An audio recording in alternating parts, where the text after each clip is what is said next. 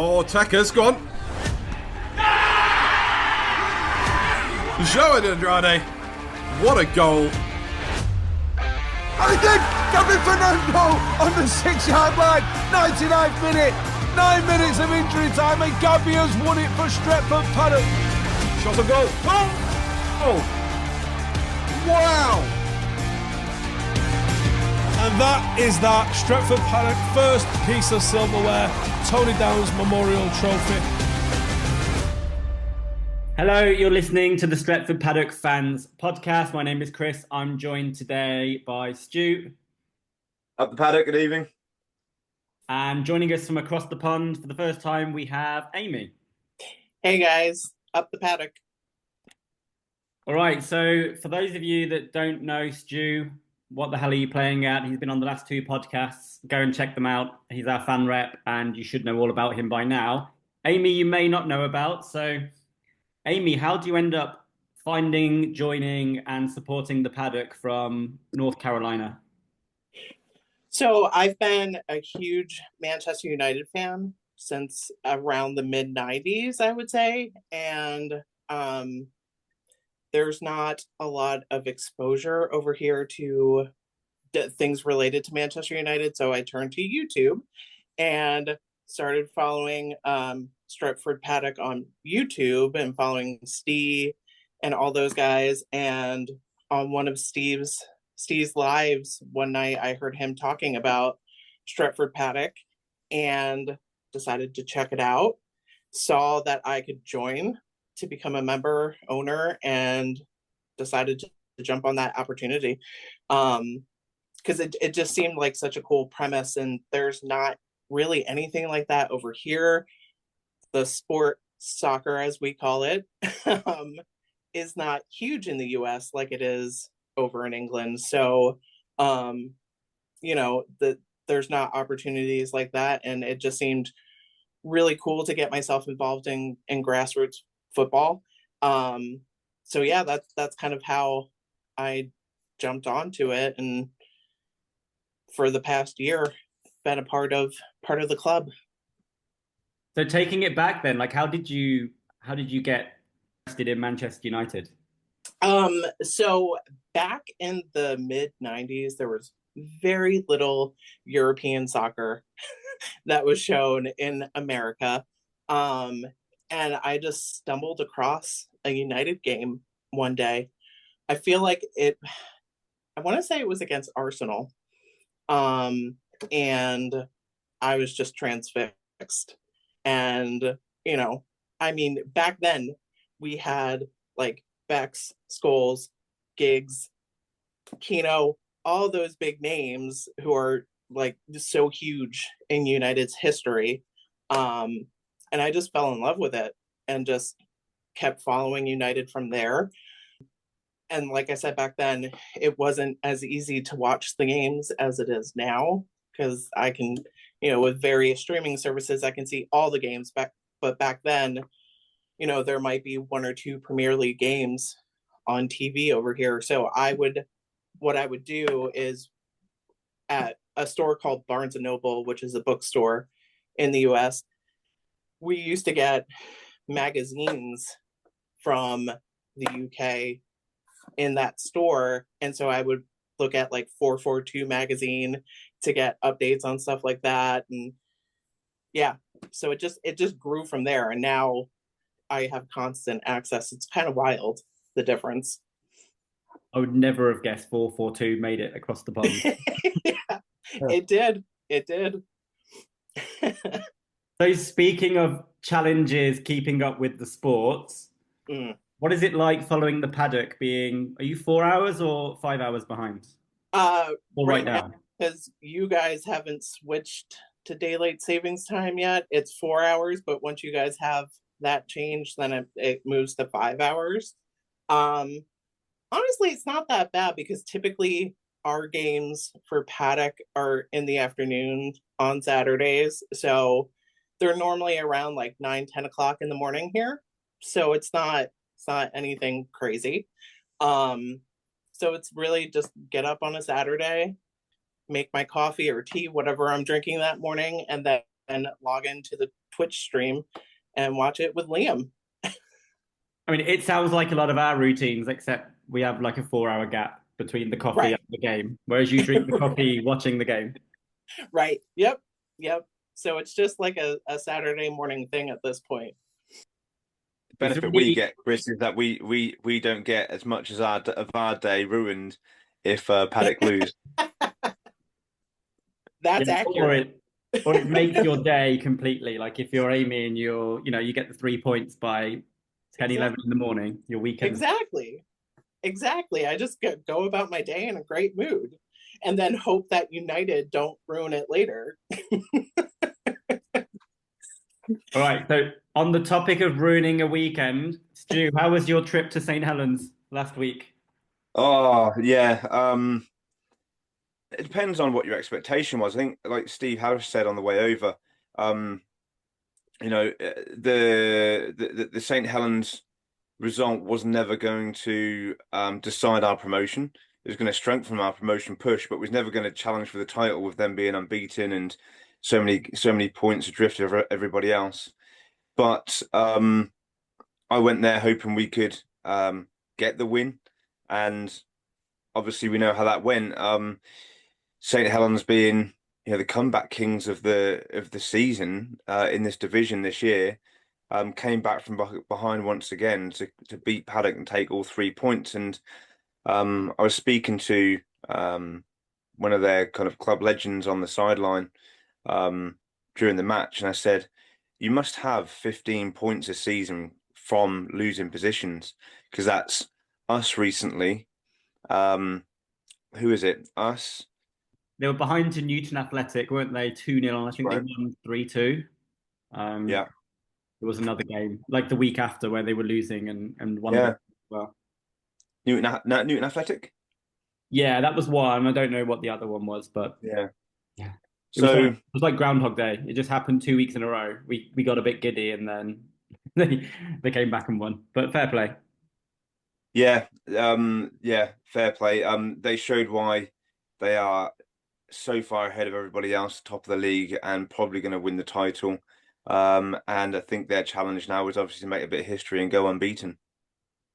Yeah, I think that has been done like many, many years ago by one of the kind of reborn Wythenshawe sides. They went the whole season unbeaten, but it hasn't happened for years. So, we don't have to play them again. So good luck to them. I will say, obviously, I don't think Paddock played particularly well. There were some uncharacteristically poor performances in that game, and there's no need to name names. But we wasn't ourselves. One thing I think that we can be proud of is that the team fought until the very last minute. Even though our football wasn't as good as it had been in previous weeks, the attitude was still there. You got to give a shout out to St. Helens, though. I mean, the fight in the middle of the park was phenomenal. Mary, who's their club photographer, had said something about a guy who was in. I thought he'd transferred in mid-season, but he hadn't. He'd had an injury, and he'd been in the reserves for a little while, and then he came back into the fold in the first team. Gibbo, his name was, and she said he was pretty good. And then when I watched him, he was tenacious. He was after everything, everywhere, and he was the driving force of that team that day. And I think he really made the difference that day for them. But for us, I got to say that Cam was fantastic on the right back. He was absolutely fantastic. The quality of everything he did, fought for every ball. Everything he did I can't remember really putting a foot wrong, to be honest with you, at the back or going forward. So yeah, St. Helens it's one of those games. It looked from the highlights that both sides had decent chances, and it could have been, a 4-4 game. But perhaps on the balance of play, St. Helens deserved the points on the day. Yeah, definitely. I mean, we definitely had probably another clear-cut 2 opportunities, and we just didn't take them. I think they hit the bar at one point. I can't remember now off the top of my head, but they certainly could have had a couple more goals as well. So it was a tight game as expected, and they came out victorious, 3 points. Amy, did you catch any of the game on YouTube? I just saw some of the highlights, but I agree with you, Chris. I definitely think it could have gone either way. The balance just had shifted slightly in St. Helens' favor on that one, unfortunately. Yeah, and something that may get lost in the result, but Damani's goal was spectacular. Like that, Oh yeah, he basically beat four men kind of within the distance of a postage stamp before firing it in the corner to take the lead. Ultimately, yep, those moments can get forgotten in yep. defeats, and they're not celebrated as much. But it was for me, it was one of the best goals I've seen for quite some time for Paddock. Maybe since that goal. Um, I was Wigan. I'd gone over to get a beer at the time, and the kiosk was behind the gong and out of sight, and I just heard everyone cheering. It sounded like it was the St. Helens crowd cheering. It was that loud, but it was us who scored, and I missed the goal of the season, so I was told. Stu, all because you had to go get a beer, man. No, got it. We've established already on here that the results depend on the behaviour of Stu, either before the game or during the game. No rhythm or rhyme. All right. Well, on a more positive note, the second of our two big games that we've had in the previous couple of weeks, a daunting away trip to Mersey Valley, where we finally, after 2.5 seasons, picked up a win. So, Stu, as always, you were our eyes, ears, and mostly voice on the side. So, can you give us a pitch side review of how you felt the game went? Yeah, the football was terrible. It was really poor football on non-league day, where we should be celebrating everything football. The first half stank the place out. The fight was there, of course, between Mersey Valley and Stretford Paddock. Both teams want to win. They come in with 110%, and Mersey Valley came in straight away, first 10 seconds, closing everything down. But so the quality was poor. Everything from Mersey Valley was over the top, long ball, long throw, constantly over and over and over again. But what they did really effectively was they were winning those first, second, and third balls. We couldn't win anything in the first half, and we went in 1-0 down. I said on the sideline, one of the weird things was when we watched the warm up, the way we were playing in the first half was completely contradictory to the warm up, and we got sucked into their style of playing, and we was losing everything in the first half, and somehow we went back in at half time. In fact, we stayed out on the pitch, the lads did, and we kept it to 1-0. But in the second half, I think you probably figured this out from socials, but Cam again, he's just had a shout out for the St. Helens game, but in this one he was even more pivotal. There's the impact that he had on the second half. He came on a number 10 and he closed everything down. The work rate, the intensity seemed to very much like Gibbo did for St. Helens the week before. Cam drove everything in that second half. He kept us up probably their third of the pitch for large periods of the second half. We must have been getting on 8-9 corners in the second half because of the work that those players were doing in the centre, and Cam helped change that game on its head for us. Of course, Zach got the winner with an absolute cracker. If people haven't seen social media already, the whole sideline went nuts with people on the pitch. It was absolutely amazing, and to win at Mersey Valley after such a long time was incredible, as we're obviously in that so tight to them in the promotion race. Yeah, we haven't seen the highlights yet because we're recording this on Monday evening, so they haven't been released yet. So Amy's in the same boat as me. We're still waiting to see that Zach goal. But I will say Zach's had a couple of cracking goals this season. Yeah, for sure. That goal against Wigan that he caught on. Yes. Yeah. Yep. That one was amazing. So probably going to be goal of the season. Yeah, I can see it. I will say, I'll say that as bad as the football was, I'd say that both sets of teams wanted it. Mersey Valley did what they did really well on. I'm guessing they changed up because you asked me before this, Chris, about the first match that we played them where they beat us 3-1 at our place, and the football they played there was complete contradictory to what we saw at the weekend, and I think they just had to adapt to their own pitch and everything was going long or cross field or long throws, like I say, but they did it really effectively. Their number 11 was really good, great first touch, liked to take people on. And he had a really good shot in the second half when they were 2-1 down, and Florin had to backpedal and tip it over his own crossbar. It's a fantastic save. So a really hard fought win. And then after the match, we had fans in the changing room. They were singing, the flag was up. There was so much noise and a really good start to maybe a very important 8-game fixture list now, isn't it, till the end of April? Yeah, so there's 8 games left now for Paddock, Mersey Valley, and Lim Rovers. So assuming that Lim get the points for Halton Farmworth not raising a side again, but that will put them with 8 games to go. So it's going to be a 5 to 6 week kind of shootout between the 3 sides until the end of the season, see who gets promoted. Assuming alongside St Helens, who for me are just, their lead is now unassailable. I don't think they're going to get caught up in any kind of battle behind them, and fair play to them. I will say I was at the first Mersey Valley game, so the home game for us, and I thought Mersey Valley were very good value for the points that day. I thought Paddock were really bad, and I haven't been back since. But it's not anything personal. But yeah, I thought Mersey Valley were really good that day, so I was under no illusions that the game at the weekend was going to be tough. And they're not second by accident, you know. Mersey Valley have got St Helens coming up as well, haven't they, in the fixture list as well? So there's still so many big games. Like I know Mersey Valley have to play Lim Rovers, Paddock have to play Lim Rovers twice. So all the top 4 sides are going to have big games coming up in the next few weeks. So yeah, it's going to be interesting. Very interesting indeed. And we'll just sit and wait for those highlights, Amy. To see Yes, we will. Did you see Zach's goal, or were you getting a beer or something? Yeah, I went nuts when the goal went flying in. I had the flag up next to the dugout, and it went absolutely whistling in. Cracking effort, and everyone just went balmy. It was great.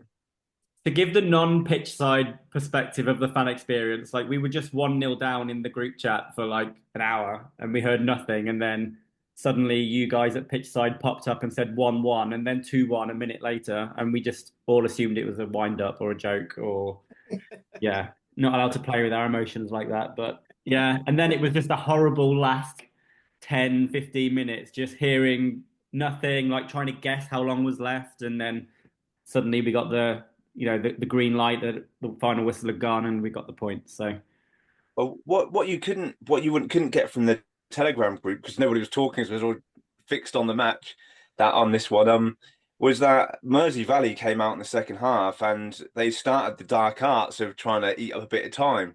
So the rest started at it on, and we went 2-1 up. So all of a sudden, all that extra time that they've been trying to chew away at to obviously keep hold of their lead, they suddenly had about 8 or 9 minutes worth of extra time to try and score. So it flipped it on its head, and it was nail biting at the end there.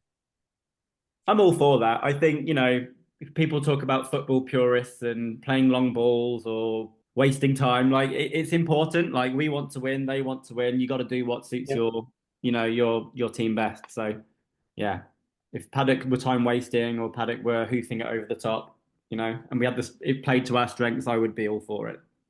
Hey, there is something that you won't get from the highlights. We obviously met the first Irish Paddock player, haven't we? In Brian, yes, who's on the wing. I don't know if I'm allowed to swear on here, but he's an absolute shithouse. he won't stop yapping in people's ears, and I absolutely love it on the sidelines because he's getting in people's brains, and you can see 2 or 3 players around him starting to get a bit riled up. He almost got himself binned by the ref because he kept talking, but it's hilarious to watch. Hey, we need players like that. So yeah, I agree. I think there's definitely been times where I thought maybe we're a bit too nice, so you need to have a shithouse in there. I think you can say that, so I'll say it again. Shithouse. Well, we've got a gaffer who's a shithouse, so we need a player on the pitch. I hope he hears this. We'll keep it in.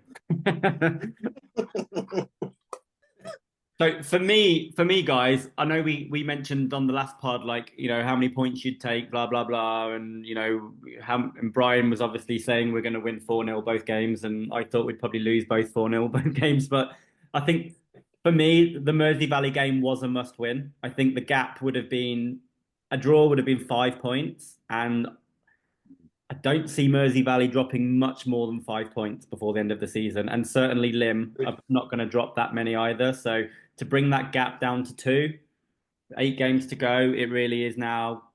Good luck to all three sides. Whoever performs the best on the next 8 games are going to get get that second spot. So Yeah, I mean, obviously, I hope it's us who get into that second spot so we can get promoted, but we fought hard if it's not us. So yeah, it's really just going to be a nail biter for the next several weeks to see what happens.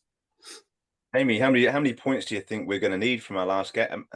We've got about 8 left, haven't we, Chris? I don't know. I really don't know.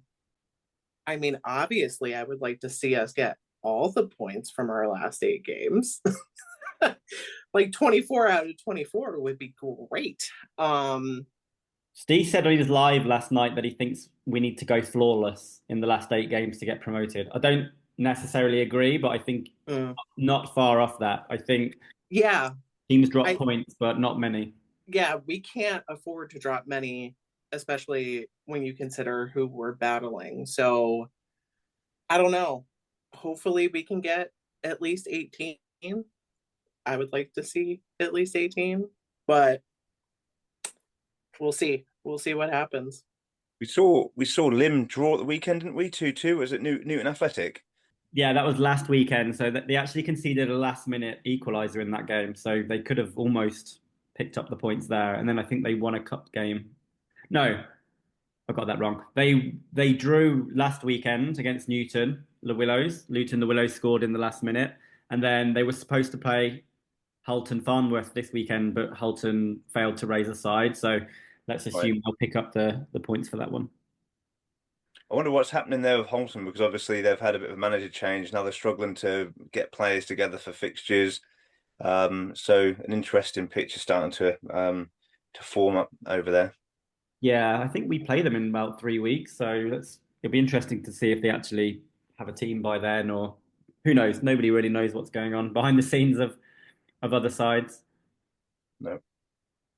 Speaking of which, nobody has an idea of what's going on with the Wythenshawe reserve side, because it turns out they played some ineligible players against us. Therefore, do have a semi, and we're going to be playing away at FC St Helens Reserves, or FC ST Helen Reserves, as Florin calls them. Yeah. We have a semi-final to look forward to, so that's very exciting, and I think it's going to be a very difficult game for us against higher league opposition. But it's great to have these in the diary in the final few weeks of the season. They've got some first teamers in their squad list for that as well. So it's definitely going to be a difficult one. For those people who don't know, FC St Helens are in the Northwest Counties, so significantly higher than Paddock. So any players that actually drop down to play into the Resis for those sorts of games are going to have a massively positive impact on that lineup. So it'll certainly be a significant test for Paddock, who want to keep getting promoted, don't they? So we've got to take these opportunities to test ourselves. Yeah, not to forget, we also played against their reserves in our first season in the Cheshire League, and they got promoted, which is why they're currently a league above us. And they're doing very well in Division 1, actually. I think they're in the top 3, so they're looking to go up again. What would you take, Amy? Our semi is midweek, and then we've got Lim, I think, a few days later. So would you want us to prioritise silverware or promotion? What's your opinion? I mean, I think let's be real, both are important, right? But I think in the long term, for what we want for the club, I think promotion is going to be the more important of the two. I wouldn't be against us winning some silverware, but promotion would be nice. If we got to a cup final, Amy, would you fly over? I'd need a lot more notice than that. It's expensive to fly from America to the UK. So It's expensive to get a train as well, to be fair, to get to Manchester sometimes. God, yeah, that's for sure. You know what? What a bonus. It was a semi-final none of us were expecting, so it's a nice bit of luck. And I just think we may as well just go for it, right? We've got nothing to lose. Yeah. And if we pull a result out of somewhere, then we've got an amazing cup final to look forward to. And on that note, shout out to our amateurs who booked their cup final this weekend with a big win. So I'm sure we'll get a good kind of fan base attending that final whenever we get the date for that. And also And then we've got the Reds, isn't it? The under-16 Reds as well, Chris, into their County Cup final. Yeah, so it was a great weekend for the club all round, like beyond the first team. So obviously the first team picked up 3 important points, but yeah, two of our other sides booked their place in cup finals. So Awesome. a great day all round. Yeah, and the amateurs have been doing amazing this season. Yeah, absolutely killing it. I think they're currently 4th in the league, and they're probably going to finish just outside the top 2. But as with many of those leagues, sometimes that's enough to get promoted. But they've had a stellar campaign, really. Yeah, absolutely. So we have 8 games to go. I always ask this question because it's important. Maybe we'll start with you, Amy. But do you think we're going up this year? Or we're going to finish in the top 2? I mean, I'm going to say yes, because like I do with United, just going to hold that positive. We can win every single one of these last 8 games, and we can get promoted. I mean, if you can be positive about United, I think Paddock should be quite easy. Exactly. Stu, do you share the positivity? Are we going up? Yes. I don't like the pause though. You never used to pause like that. No, I you know me, I like to try be a bit more reserved. I don't like to talk it into existence because I feel like we've done that before and it hasn't worked out. But I think off the back of a Mersey Valley victory, hard fought, I'm hoping that we can use that as a catalyst to a really good run now to the end of the season. Yeah, I think without the win at the weekend, we were strong outsiders like for that. But I think we're deep in that conversation now. So it's all going to come down to those big games against each other. Like I said, Lim and Mersey Valley play each other. We play Lim twice. St. Helens are going to want to go the season unbeaten. There's some big games, and you never know in the Cheshire League. It's a lottery sometimes, especially when midweek. What do you think, Chris? I still think Mersey Valley are favourites, to be honest. I know I am the pessimistic one, as always. I think I look at their fixtures and they do have some tough games, but they also have maybe 5 of the last 8 where you'd expect them to pick up 15 points. So, yeah, I think we need to be there picking up all the points and there when they slip up, if they slip up. For me, Mersey Valley are favourites, followed by Paddock, and then Lim kind of slightly behind because they do have a lot more games against tougher sides left to play. But I hope you guys are right and I'm wrong. And yeah, I think Paddock have had a great season regardless with 8 games to go. Absolutely. Can I put you two on the spot for a minute? I'm going to put you two on the spot. There was a question that jumped into the Telegram group earlier on today. And because we're at the business end of the season, awards night coming up, people are starting to think about players of the season. So, you know, Amy, who would you choose at the moment as potentially your player of the season? I mean, that's hard. Stu, why are you asking hard questions?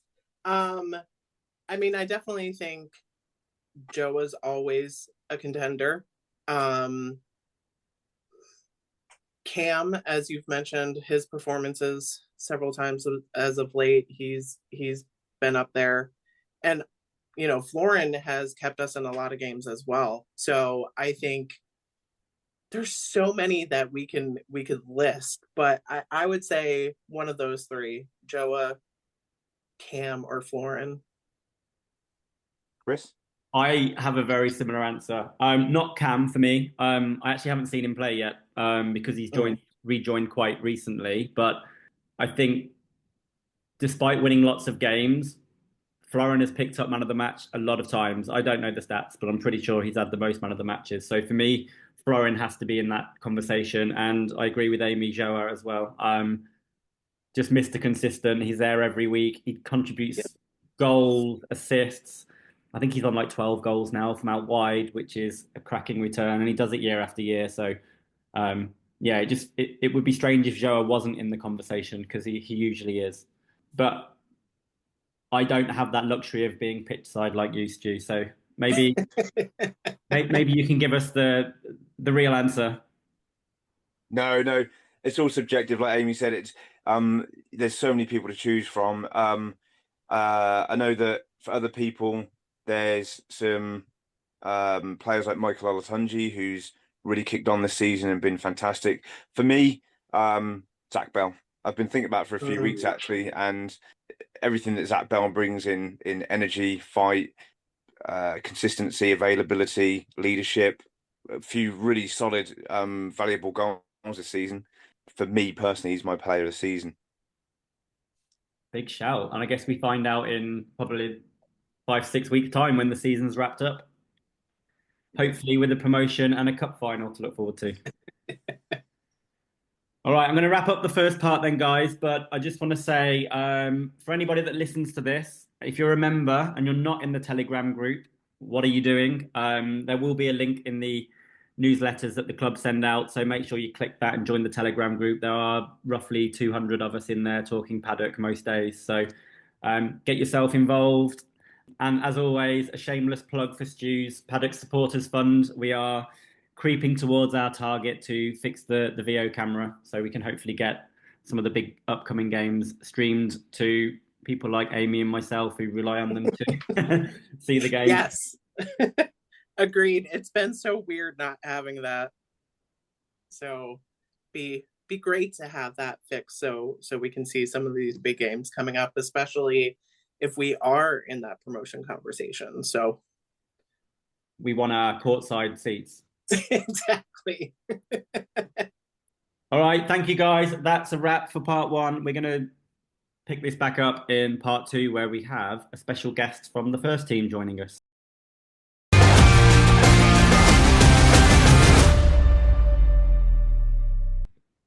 Hello, welcome back to part two of the Stretford Paddock Fans Podcast. I'm still here with Stu. At the Paddock. Still here with Amy. Up the Paddock. And I'm also here with a special guest who doesn't need an introduction, but he's going to get one anyway. So we've got with us tonight the club's all-time top scorer, the Players' Player of the Season for the last 2 seasons, and the club's first ever Centurion with 100 appearances. You should know by now that is, of course, Joao De Andrade. Welcome, Joao. Cheers, thank you. What an introduction, by the way. Joao. Brilliant introduction, by the way. Actually, is it a good introduction, though? Is that actually how you say your name? Is it Joao or Joao? Because I just copy Steve, basically. Technically, the name is João. That's how it's pronounced in Portuguese, but everybody just seems to call me either Joao or Joao. But either one, I don't really mind. Neither do we. If you keep scoring the goals, it doesn't matter what we call you. So, starting off with the big news. So, 100 appearances, Joao, that's like a pretty big milestone. Is that something that you've worked towards or you had in your mind at any stage, or just something that happened as you were focusing on your game day to day? Yeah, to be honest, it wasn't something that I was thinking about when I was playing or when I started at the club. It wasn't something that I aimed to reach. It just slowly just happened through my time at the club. So it wasn't something that I was working towards, but it's a nice feeling. It's a proud one as well, really. See, I believe that, but if you tell me you weren't looking at the club top scorer record, I won't believe you. But you got that this year as well. To be honest with you, that's honestly the same. I never thought I'd be top goal scorer. I never thought about it. I just continued playing. I mean, we've had some incredible attacking talent. I never thought I'd be the one to be the club's top goal scorer because I'm not really a natural goal scorer myself. But again, it's one that I'm really proud to achieve. Very modest of you. What were you on this season? Is it 11 goals? 12 goals? I think 11 goals, yeah. Yeah. Could have been 20, Joa, if you'd scored all the pens. I've only missed two actually, but yeah, you're right. You're right. I've been practicing in training, so hopefully the next one I'll put in the back of the net. Are you at the back of the queue, Joe, or are you not even in the queue anymore for pens? Well, I'm being told I'm in the back of the queue. I'm being told I'm not a part of the queue. But I keep telling everybody if we get a penalty, I'm going to be the first one to step up for it. So whether they like it or not. So how was the vibe in the camp after the weekend, Joe? Because obviously we had a bit of a disappointing result against St Helens, but the perfect way to bounce back with a big 3 points against Mersey Valley. Yeah, definitely. Just like you said, it was a disappointing result. I think all players, everyone in the change room, when we got back, we all felt we didn't contribute enough. We all took responsibilities for our performance, and we felt as if we should have done better. And we set our standards really high, and we didn't think we achieved that on the game against St Helens. So the win against Mersey Valley, the mood has gone straight up the roof. Everybody's buzzing, the positive mood's there. So hopefully we can take that into the next couple of weeks and put the charge on for promotion, really. So 100 games, Joao, that's, for a Cheshire League 2 side, that isn't done in 2 seasons, like in the Premier League where you play 50. So it's basically like four and a bit seasons at the club. Yeah. What's the biggest difference you can tell between your first game with us and then fast forward to this season where you've hit 101 games now? Yeah. For my first game, I mean, the club's always been run in a professional manner, really, whether that be behind the scenes or the media team. It's always been very professional, from training and, the stuff that goes on through tactics and stuff like that. But I would definitely say from now to then, the quality of players, that's always been there, but within the 3 teams that we've got, even on to the under-16s, the quality is incredible now, from the players in the AMIs to the under-21s. Most players can come in to the first team and play a part, really. That's a big thing. And then I think the togetherness as well, not just between the players, but between the supporters and the people behind the scenes and the media team. It's a real togetherness. Everybody, speaks to each other, got a good relationship with each other. So that's a big thing that's helped, bring the club forward, and it's going in a good direction, I would say. Going back to your first game, Joao, you have quite a unique story because you played against us for East Manchester many years ago. So a lot of people are aware of that story, like you played against us and then, not too long afterwards you were, wearing the Paddock jersey. Like what happened in between being an opposition member to being a team member? Yeah, I mean, I must have put in a good performance, because Steve, a few days later, contacted me, asked me to go down to training, and a team of the quality that they had in that team, I couldn't really say no. So I went down to training and I seen what they were doing. It was very professional. We had the analysis before the sessions. We had the tactics that Steve was going through and stuff like that. And the quality of players in training as well. The standards were very high. So I think after the first training session, I was just like, yeah, this is where I want to play, really. So weren't long after that, I was a part of the team and in the squad for my first game, I think a couple of weeks after. I love that from Steve, by the way. Just like, I like him, I'm going to go and ring him up. So what would you say the biggest difference is between playing for Paddock and against us? Like, did you notice something different about the club when you were in opposition? Obviously, the cameras and the supporters and that kind of thing is probably not typical for the Manchester League. Yeah, I think the cameras and all the social media stuff, that wasn't. I was very unaware of that. I was very surprised at the amount of supporters Stratford Paddock had, and the amount of stuff that goes on around Stratford Paddock. But obviously, as a player, it was definitely, you could see the quality of the players that they had playing in the team. You could, even playing against them, it was hard to pick up players because there were so many things going on, players rotating everywhere. It was a difficult game, but being an opposition player, leading to play against Stratford Paddock, it was, the build-up is, it's insane. You got players wanting to up their game. You got managers demanding more. It's really seen as a big game. So I know how it feels like for our opposition players. So the East Manchester side back then, they were well aware that Paddock came with all this fanfare and energy behind the scenes. Yeah, I think I had they had played Stretford Paddock before, or a couple of players had played Stretford Paddock before. I think during that time, I was only 3 months into my time at East Manchester. So I was very new to the team, and I was unaware of Stretford Paddock myself. But they all knew the players and, knew the quality that they had in the team. And, they were demanding more from everybody in around the team. And the manager was demanding more. It's seen as a big game playing Stretford Paddock. So, Joa, how does it feel knowing that you have fans all over the world watching you play? Oh, I couldn't describe it. It's incredible. I couldn't describe to how it feels. We get supporters messaging us from crazy places around the world. It's generally, it's so humbling, but it motivates us even more to go out and perform and give something back to them, whether that be winning a game or whether that be putting in a good performance, and hopefully this season and a few seasons next season maybe deliver some trophies, because we feel like that's the thing that's missing at the minute, because we've got some incredible supporters and the support they give us is amazing. Yeah. We're just missing those trophies to give something back to them. Yeah, we're 5 weeks from the end of the season. We've still got a semi-final and we're still in the hunt for promotion. So we have a chance, which is all the supporters want, really, like going into the last few games. Definitely. And hopefully we're able to deliver. It'll be a tough game, the semi-final coming up. Definitely be a tough game, but everybody seems ready for it, and we're determined to kind of get through and deliver something this season. Yeah. Just to look back on your century of appearances, Joe, is there anything that stands out as like a particular highlight for you? A particular game, a goal, anything in there that you think you would?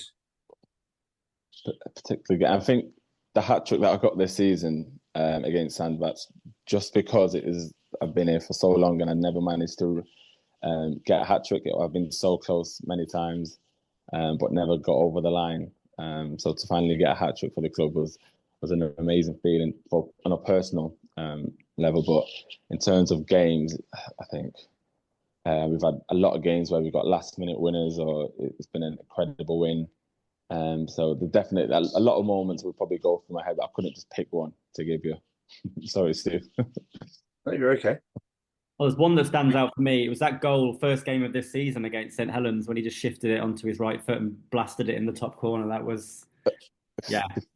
I mean, I know you got like goal of the season last year for the Sandbach game, but for me, the one against St Helens, I don't know if it's just because there was a load of fans near the camera and it sounded like it scored in front of like 20,000 people when it went in. Yeah, it was a hell of a goal. Every time I watch it back, I definitely get a good feeling from it. It was a good game, that as well. And I think the Sandbach one as well, that's also one of my favourite goals. Yeah, those two, I think, are my two favourites. You know me, I come from a different angle all the time. I like to be different for some reason. So when I think back on the times I've watched you play, Joa, one that stood out for me was we was away to Denton Town Reserves back in probably about November 2023, and we had Kieran Malloy playing at the time. You was on the other wing, and I think in that game at the time it was everything you was doing. I speak to you quite regularly, don't know, after the match, to talk about thank you for all the hard work you put in, but that typified that game, that against Denton Town Reserves, the hard work you put in. You run your socks off all the time, putting people under pressure. I think you got a goal that game and an assist. Yeah. And that's one of the standout ones for me when I look back on the ones that I've watched you play. Yeah, definitely one of those games where I can think back to and probably remember it vividly, because I think it was a game where we felt like we needed to win. I think Denton Reserves beat us, I think a season ago, previous to that game, and we kind of wanted to get back at them. So that was one of the games where I think as a team we were very, very on it that day, and obviously capped up by a goal on a personal level was very good. Do you have a favourite position, Joa? Are you happy to play anywhere you're told, or do you prefer to be on the wide areas like cutting in? To be honest with you, my favourite position is I do like to play as a winger, mainly on the left side, cutting in. I mean, I like to take players on. I like to run in behind, create opportunities from wide position. But to be honest with you, I'd like to play anywhere the team needs me to play. I've played up front a couple of times. I think I've only ever played up front for Stratford Paddock. I've never played up front anywhere else. I think that's where I learned to play as a striker. Wasn't something that I was very good at, playing with my back to goal, but through through the guidance of Steve and all the coaches there, kind of learned how to play in that position. I think we're very flexible at Paddock as well, because we all rotate with each other. And I'm someone that wants to be on the ball pretty much all the time. So it helps me. It helps because I can be on the ball quite a bit and kind of enjoy the build-up play and get myself into the box. And then I remember my 50th appearance, I played right back for the last 15, 20 minutes of the game. So, I mean, I think I've played everywhere. I've played as a number 10 as well, against Mersey Valley a couple of seasons ago. So I think there's a lot of positions I think I've played. Also, Joey, you do a bit of coaching for the club as well. Like, how did the whole coaching at Paddock from being a player at Paddock kind of materialise? I think the under-21s at the time, they were really struggling and going through a bad period, and I think they needed somebody to play, and I kind of just stepped up and thought, I'll go down and play for our under-21s, and played a game for them, and then I was very interested and wanted to help the lads, kind of give my knowledge to them and kind of help them through their experience of playing and getting older and stuff like that. So I kind of said to Steve, "Is there a way I can help the 21s for the season coming?" And he said, "Yeah." So and then spoke to the manager at the time there, and then got involved with them. I think I was a coach for a season and a bit. Don't currently coach at the minute with them. Dave's taken over, Dave and Dale, who are part of our reserves team. But yeah, so joined the under-21s as an assistant coach. Helped a few of the boys come through. I think at the time, Joe Coleman, who's now a regular in our first team, he came through. I think Denzel, Daryl, if you remember, Vic at the time. So I've coached all those boys, and seeing them come through now and play for the first team and putting good performances for the first team, it's one that, again, something that I'm really proud of, because I've seen the talent before they got to the first team, and I've always been advocate for them because they're very talented players. Joe, when you look at the amateurs having a fantastic season themselves, aren't they? And the 21s are starting to get a bit of momentum in their performances, at least. If it's not reflecting results, the performances are there. But is there anyone that's coming through these teams that you think we might see in the first team, next season, maybe? From personal level, I think, not on a personal level, sorry, I think from watching the last few games, there's quality from most positions. Jalal, who's played a couple of games already this season, he's got a good voice on him. He demands a lot. He's very vocal. So he'll be a strong leader eventually for the first team. And he's a very good goalkeeper too. Obviously, Vic is in and around the first team, a very strong player, very talented. We've got Charlie. I think he played a game last season. I think he played the first half of a game. He's another one who's a very good leader, very vocal. He'll be a good player to come up to the first team. And I can name, honestly, 11, 12 players. I just believe in their talent, and I think we've got a good thing with having our 21s, because they can all come up and honestly play for our first team, and they just need that time to obviously develop, and hopefully they stay with us, because the talent that they have is amazing. Yeah, and being at Paddock, you'll always get an opportunity as well. There's so many times where the youngsters have just kind of been thrown in at the deep end. Yeah, no, definitely. I think we've had it where we've had our 16s come through as well, and they've not looked out of place as well. I mean, you see them, the skinny lads, but they're putting their weight about. They're training with us every Tuesday, and they're not afraid to give it back to you if they need to. So they're all developing in a good way. We've got good coaches who are helping them develop, and as soon as they step foot on the pitch with the first team for first team game, they don't look out of place, and they're performing really, really well. So the future's bright for a lot of young players. So as as the most senior player in the side with 100 appearances and an ex-coach, do you ever do anything differently with these youngsters when they come through to the first team? Like, imagine that first day in the changing room when, like you say, these skinny young boys are coming in and they're in the men's team. Are you are you the kind of guy that would perhaps put an arm around them and make them feel welcome, or do you just kind of leave them to get comfortable in their own time?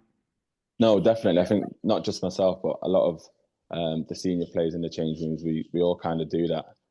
Put our arms around them, speak to them, anything they need, they always ask. And like I said before, that they're not shy. So any questions they have, they're always asking for advice, and we're more than happy to give it to them. I mean, we train with them on Tuesday, so we see them quite a bit. They don't just come through on a Saturday and there they are. We're training with them, so we're getting to have that relationship with them as well. And they understand us and we understand them. So we're just there to kind of help them and guide them whenever they need us to. But we definitely are putting our arm around them and kind of keeping them level-headed as well. So, Joa, we talked about you a little bit in the first half, and we talked about how you're always so consistent, you're always available. What do you think it is about you and what you do to take care of yourself, things like that, that help you be so consistent and always available for Paddock?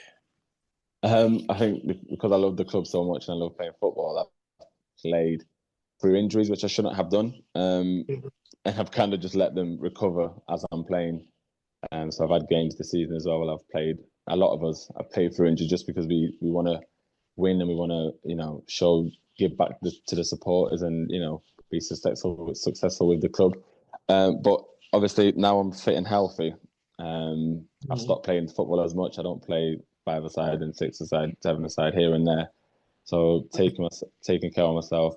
Recovery is really important as well. So, going for walks and just taking time on the bike, just making sure I'm ready for Saturday to be able to perform at my absolute best and help the team really. Amy's trying to find like your secret stay healthy regimen. Actually, the answer is you just play injured the whole time and you get there. Don't play injured. Definitely don't play injured. No, don't do that. Let's not encourage that. Right, Joe, I've got some member questions for you. They're we hopefully they're very quick questions, but they're questions about your teammates. So feel free to dig out as many people as you can for the good of the podcast. We are very grateful. But first one is, who is the funniest member of the squad? Funniest member of the squad, definitely would have to probably say Zach. He just comes up with some stuff that's just ridiculous, to be honest with you. I mean, I sit next to him in the change rooms and he's always winding somebody up. He's always doing something with Zach, so he's always got the change rooms in a good vibe. So I'd probably say Zach. Dion's quite funny as well. He comes out with some one-liners that are quite funny, but probably Zach and Dion. And who would you say is the best dressed member of the team? Best dressed? Am I allowed to say myself? If you want to. I'd probably say myself, yeah. But if I was to say anybody else, I mean, Zach's got a few bits of clothing that I wouldn't mind wearing, but I don't think anyone's as best dressed as me, to be honest with you. That's why you guys sit together in the changing rooms. It's like the style corner. Yeah. Well, we've got this me, Zach, and then me, Zach, and Joe. Probably they're the ones that I always sit next to. I've heard rumours that Joe isn't the best dressed lately. He's been getting a lot of shit for his shoes. Well, yeah, we were just with him yesterday watching the under 12s game, and I think he had a few rips in his shoe, telling him to throw it away. The boys were getting onto him for that, but I think it was just his coaching shoes, his throwaway one. So, but yeah. And you knew what was coming next. Who's the worst dressed? I'd probably have to say Florin. It's just not my type of clothing that I wear. I mean, the skinny jeans and the bag where you wrap it around over your shoulder is just not a bit of me. But I mean, he rocks it well. It suits him, but I probably wouldn't wear it. So probably Florin, I'd give it to. I think because we had Florin on our first podcast, and he did mention, he's aware that his style is not for other people. Yeah. Well, at least he's aware of it. It's just not for me, that.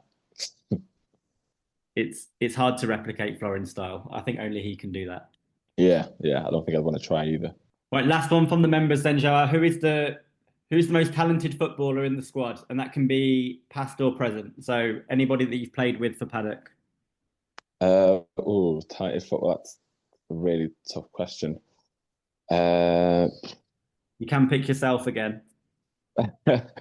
No, I think we've had a lot of players who are very, very talented in their own ways. I think we had Ronaldo's is very good on the ball, dribbling wise. We had Nosa, who was very good on the ball too. Who else? Gennaro as well. We've had a lot of talented players come through that are very, very good. I couldn't just name just one person, to be honest with you. Fair. 3 great technical players there you've just given. So yeah. All right, and then the last question, which isn't from the members, but we always put you on the spot. Do you think we're going to get promoted this season? I think at the minute we're just taking it each game, as it comes. Each training session, each match day, we're just taking our time, just trying to get in the right mind frame to win a game each weekend, to be at our best frame really to win. So I think we're just taking each game as it comes. We're not looking too far ahead. So yeah, say each game as it comes really. Yeah. That answer is why he's captain, isn't it? We just don't want to look too far ahead. We're just trying to focus on one game at a time, and we'll see where we end up. But we're definitely determined. I'll say that, definitely determined to get promoted this season, and I think everybody's motivated and ready to give it their all until the last game. Do you do media training on a Tuesday as well? I wish we did, because I was very nervous coming on here, actually. Right, Stu, Amy, do you have any more questions for Joao? No, I think I'm good. What about you, Stu? I'm all good, thank you. Been a pleasure. Yeah, it's definitely thank you for coming on, Joao. We appreciate it. No, thank you guys for having me. Honestly, appreciate everything you are doing for the club as well. In your own time as well. So we really appreciate that as players, and we support what you're doing as well, and we appreciate the support you give us. Not even just on a match day, like Stuart said before, that the messages I get from him before the games and after the game we always really appreciate those, because it just motivates us even more to give our best really and win games for the football club. That is probably a perfect way to wrap up the episode. So thank you, Joao, for coming on and for your time. I know the members will appreciate listening to your thoughts, and best of luck for the rest of the season. And thanks again for coming on. So we'll wrap it up then. So it's goodbye from me, and it's goodbye from Stu. Up the paddock. Goodbye from Amy over in the States. Up the paddock. And it's goodbye from our special guest, Joao. All right, thank you guys. Thanks, guys. Up the paddock.